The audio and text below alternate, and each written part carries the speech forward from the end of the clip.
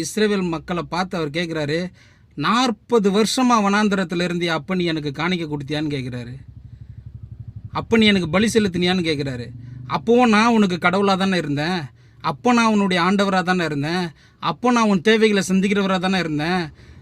இன்றைக்கி ஒரு நாளுக்கு உன் பாக்கெட்டில் பைசா இல்லைங்கிறதுனால நீ என்னை மறப்பியான்னு கேட்குறாரு. ஒரு நாளுக்கு உங்ககிட்ட ஒரு நாள் பைசா இல்லைங்கிறதுனால உன் பாக்கெட்டில் நான் உன் தேவன் இல்லாமல் போயிடுமா?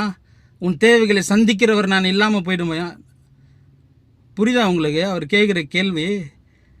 40 வருஷமாக வனாந்திரத்தில் இருந்தபோது நீ எனக்கு காணிக்க செலுத்தினியான்னு கேட்குறாரு. இல்லை.